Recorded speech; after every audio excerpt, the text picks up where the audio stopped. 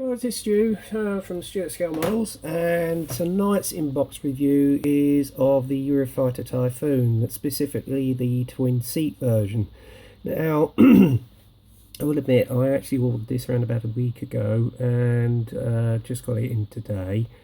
It's quite a thick box, I have to say. I mean, look at the depth of this box. Yeah, big. So it's plenty to keep you busy. Admittedly, you can get aftermarket sets, which I may look into, and possibly an extra set of decals. This is the twin seat version, which specifically is with 29 operational conversion units based at Collingsby. They chiefly train these on the Eurofighter pilots, obviously, and it's also used as a fighter bomber. And it's one of the most advanced aircraft in NATO's arsenal, and also for our Air Force. I have seen this thing perform, and I'm not kidding you, this baby rocks, I tell you. I love the aircraft. I think it's a beautiful looking aircraft. I saw the prototypes fly at Farnborough. I've followed it ever since, and what this aircraft can do in the sky is just amazing. It is a real crowd pleaser, and to be honest with you, a beautiful looking aircraft. It's a joint multi-combat role aircraft, just as the Tornado was between Spain, France, Germany, Italy and ourselves, the UK, and it equips all those air forces. I was pondering on the single seat, but I thought no, this would make added interest because you don't see much about the twin seat version these days. It mostly focuses on the single seat, so hence this is why I got this in, because this was the first of the actual operational Eurofighters I saw fly at Farnborough. So there you go. Anyway, as I say, the kit is in 1/48. But I had a quick look at it. It is quite a nice looking kit. As I say, I might get some aftermarket in just to enhance some of the detail. When I'm going to build it, I don't know. It might be a project for next year. We'll see. And if anybody's interested in this kit, the kit number is 04689. That's 04689. Okay, on the side of the box you've got the box art illustration with two of them on operational manoeuvres, as you can see here. You've got the two pilots in there, etc. 29 OCU. This does come in a Luftwaffe version as well, which I must admit is quite an attractive colour scheme. So you've got one of two options. But as I say, I might look out for aftermarket. And on the side of the box here, you've got illustrations of the assembled kit. Okay, so there you go. And it is quite highly detailed, as you can see from the basic of the kit. So without further ado, we'll open it. And again, as is per the norm with Revell, it's a side opening box. And you got one bag full of sprues, which, to be honest with you, I do not think is a good idea, because unfortunately some services will scratch and you could lose the detail. But as you can see, it's quite a big aircraft. I've stood up against one, I must admit, it is a beast. But we'll run through that in a moment. First off, we'll go through, as is per norm with me, the instruction sheet. Okay, and first off you've got the box art illustration on the front there, little history about the aircraft itself and basically what it's designed to perform as. Okay, and technical data on the bottom here, either in German or English. Okay, inside, same sort of normal symbols which you use for when assembling the kit. Okay, and this comes in more of a pamphlet form. Again, you've got the colour call outs all on this page here. It's basically 60% this, 40% that. Personally, I'm not going to go with that. I will actually source the actual colours myself. To me, a range, or possibly modern aircraft set, which I think AK might do, I don't know. And then on the side here you've got the sprue tree, map of the sprue trees, as you can see. Okay. First stage, obviously, as is per the norm with an aircraft kit, is the assembly of the cockpit, where you've got the two seats assembled. High level of detail, I have to say. Cockpit panels, control console, etc. all go together, as you can see here. And then you've got a colour guide as to the actual control panel, navigator seat, and then basically showing you how much you should put weight in, obviously, because otherwise it's going to be a tail sitter. Okay, and then basically putting the two fuselage halves together with the nose weight and the actual cockpit, as it were. Then you've got the undercarriage bay, which you see here, the assembly of that, along with the rear hub for the engines. Okay, and then it's pointing you where all the armament bases are going to go, where you've got to drill the holes in for the wing pods, ammunition pods, as it were. Put the air intake underneath on the lower part of the fuselage, because it comes in two halves, the upper and lower. Okay, undercarriage bay goes in as well. And then on here you've got the canards that go on along with the nose, and then you've got the main fan, which goes into the air intake, along with some other details. Upper fuselage goes to the wing assembly, side wings go on. Okay, and then you've got your weapon pylons here. Okay, join them together, and then obviously put all your air inlets, etc. on the underside of the actual aircraft, as it were. Fuel tanks, not exhaust nozzles, and there is some nice detail in there, I have to say. And then basically put the spine on, where you've got the air brake, etc. Some of the control column goes into the cockpit. Assembly of the undercarriage, which you see here, and where it goes in. Okay, and then the next stages are the main undercarriage units, which you assemble. Okay, along with the gear doors. It said something else then, excuse me. And obviously it's showing you how it all goes in, etc. And then obviously your exhaust nozzles go onto the back of the fuselage spine, where the air engineering nets go in as well, or chaff dispensers. And then obviously it's showing you the option of, actually you're going to have to use some sprue, obviously, if you want the cockpit open, which is probably more than likely what I'm going to do. And then the assembly of the air brake at the back here. And then obviously this is if you want the actual cockpit down, as it were. Okay, so you've got the added option of that. I'm not quite sure what that one is. That might be air inlets again, or part refueling probe system, which goes on the front of the nose by the windscreen here. Shaft dispenser over the side. Look down, shoot down radar. And then obviously you've got the other parts that go underneath the nose, which is your airspeed indicators, I would imagine. Weapons, pylons, etc. Depending on which load you want to put on. And then the indication of where those pylons go. And then you've got the main air takes, it's Meteor missile, sidewinders, and then obviously you've got the Taurus pod, that's the electronic countermeasures pod. Storm Shadow pod.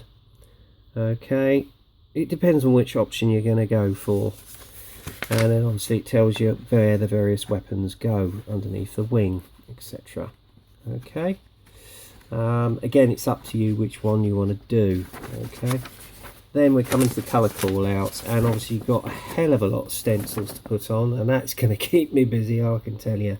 First option is of a Eurofighter Typhoon of number 17 Squadron, based at Coningsby in Lincolnshire, 2009. Okay.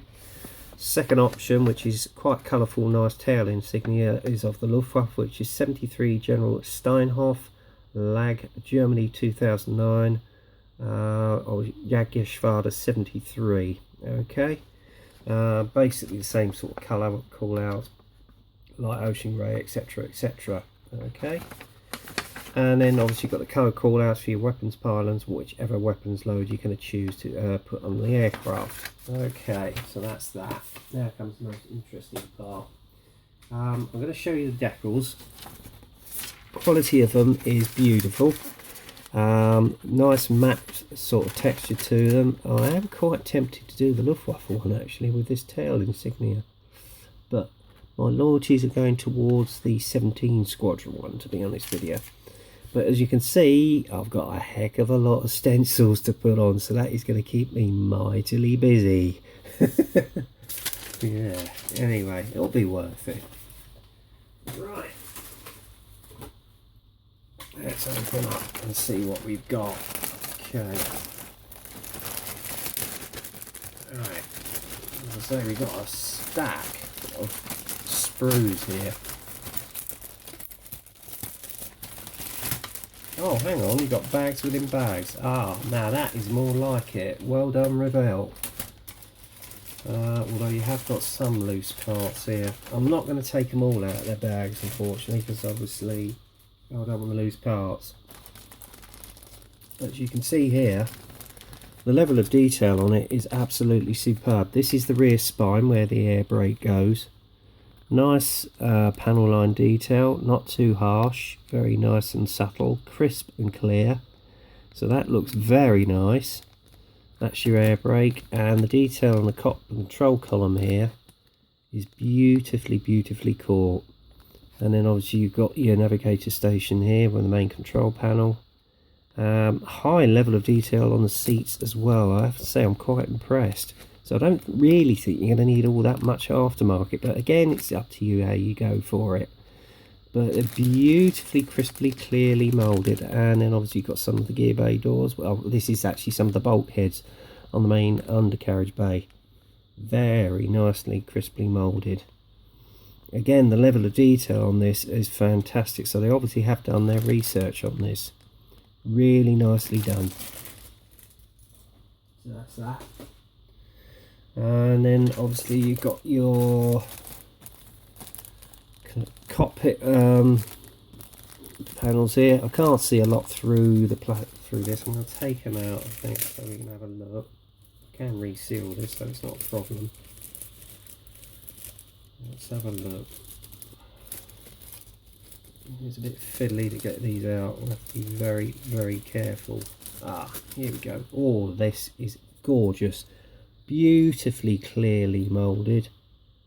There is a slight indentation down here. Whether that's supposed to be on the real aircraft or not, I don't know. If not, then you can get rid of that and sand it and buff it up, so it's not a problem. But other than that, nice and clear, although there is a slight pitting on this one. Oh, hang on, that was just a bit of dust. And obviously you've got your landing lights, etc. on there, so very nice indeed, although there is a heck of a lot of flash on the edge here. Yeah, that's not very impressive. Alright, let's put that back in its bag. Well, that is a little bit of a disappointment. Right, so I want to put that back so it doesn't get scratched.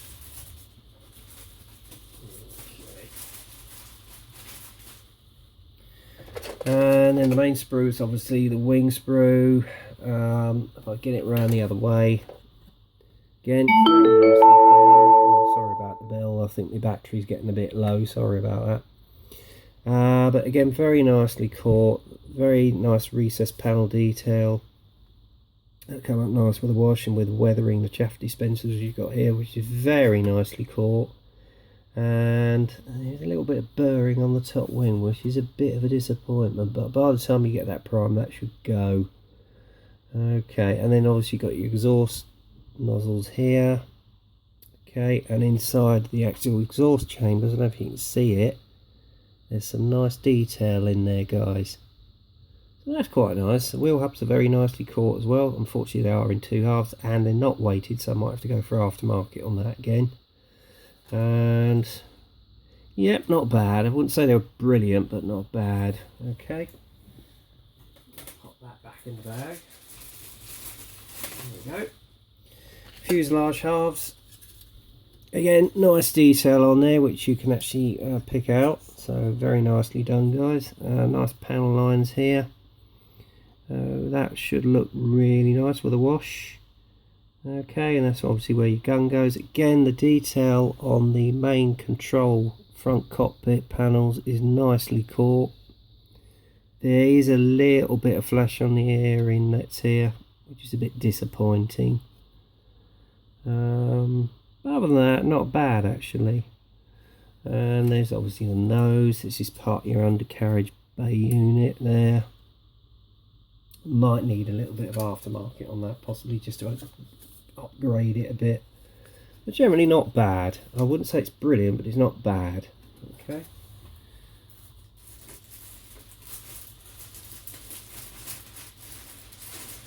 And then obviously you've got all your weapons loads in here. Now I'm not going to take these out because I don't want to lose all the parts. There is fairly crisp detail on it. There's obviously your wing tanks, that's your weapons pylons, nicely detailed, very nicely caught. You've got your meteor missiles here, along with your sidewinders, sparrows or SAMs as it were. And then obviously you've got your storm shadow and then your chaff dispenser units right here. So yeah, not bad. Oh, GPUs, that's nice. They've got those in there, that's good. I might well put them on the aircraft because obviously they were used out in Libya when that was liberated. So yeah, not bad. I'm glad in some of the cases they have actually put some of these sprues inside other packs. A little bit disappointed with some of the flash that's on the cockpit. But again, that can be worked on, and that awful seam line down the spine of the actual main cockpit, not good. I was a bit I have to say I'm a bit disappointed with that. But you know, with a little bit of work here and there, it shouldn't make a bad kit. I mean, yeah, I think I am going to need to get some upgrade sets on it, just to boost it up a little bit. Generally, not a bad kit. I'm sure it will build into a beautiful looking aircraft, all told. Actually, I'll just get me decals, put the instruction manual. If you'll bear with me a minute, guys, I think I've done with that.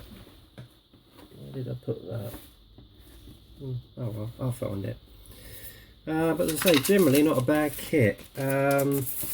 Yeah, I am a bit, as I say, I'm a bit disappointed with some of the flash on the kit, particularly around the main canopy. I was a bit surprised about that, but as I say, it just needs a little bit of work here and there, just to sort of upgrade it a little bit, but I'm sure it will build into a fine kit.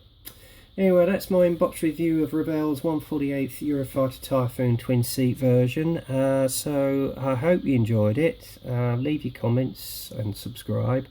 So until the next time, get kit crazy, happy modelling, and I'll speak to you soon.